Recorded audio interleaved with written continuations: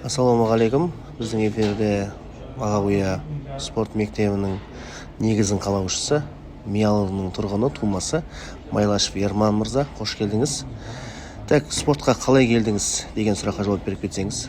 Мен спортқа келу себебім 1998 жылы Қызылқоға ауданы Жасқайрат ауылына біз дүниеге келдік. Сол жерде мал бақтық, шабан ауылда болдық. Соны біздің өзім марқұм әкеміз біздің кішкентай кезімізден шындап талада сөйтіп дайындады. Соны біздің талантымызды ма көргесін Миялда қазір Мәлік Сүлейменов дейтін ағайымыз бар.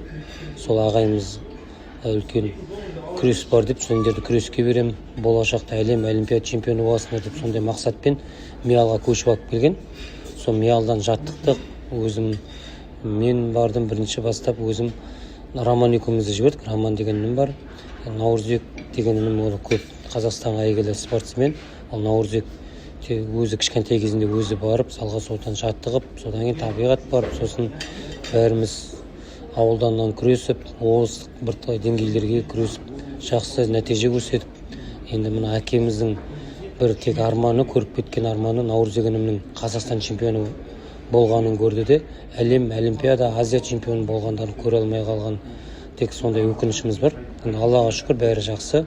Енді осындай мақсатта өзіміз осындай спортқа жақын болғасын, енді мына болашақта кішкентай студент болдық, бала болдық, көріп жатыр, бір енді жасымыз бір келгесін 30-дан асты ғой қазір жасымыз. Сосын артқа елімізге деген бір кішкентай бір тал ексекте деп, бір жақсы нәтиже, жақсы нәрсе көрсетейін деп, балдарға бір қоғамға, елімізге пайдамыз тигізейін деп осындай спорт школын аштық.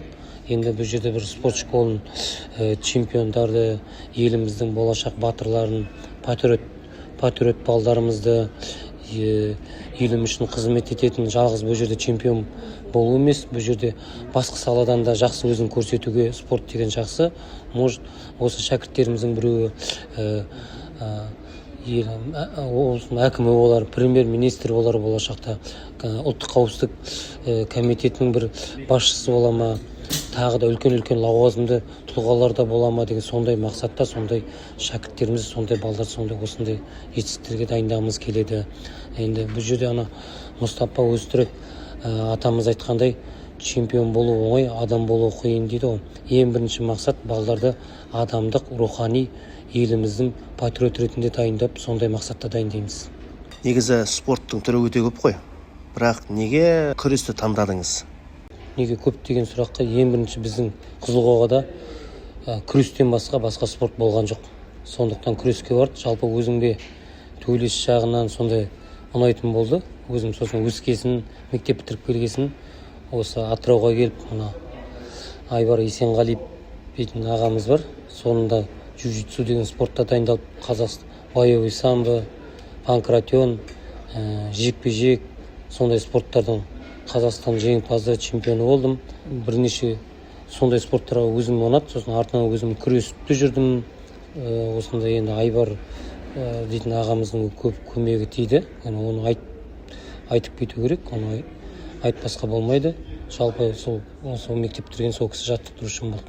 Құрметті Ерман мырза, біздің естуіміз бойынша қазіргі таңда спорт саласында жүргеніңізге 27 жыл уақыт болыпты. Алла сізге денсаулық берсін.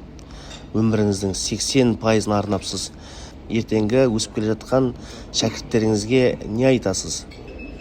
Енді бұл жерде мен сіздің сұрағыңызды түсіндім. Өзімнің армандарым енді көп. Олимпиада, әлем чемпионы, және де өзімнің бұл жерде туған інім, бауырым Майлашев Наурызбек Мағауияұлының жетпеген жетістіктерін шәкірттерім орындаса деймін. Соны Наурызбек інімнің жеткен жетістігінен де асып кетсе екен деген сондай ойдамын. Елдос ағасы сияқты одан да қазаққа бір туар бір олимпиаданың, 3 дүркін олимпиада, әлем чемпионы болған шәкірттерімді қалаймын. Енді шәкірттерімге ең бастысы жарақатсыз денсаулық тілеймін. Ең бастысы сол жарақат пен денсаулық сол болса шәкірттерім бүкіл әлемді бағындырады деген ойдамын. Алла қаласа.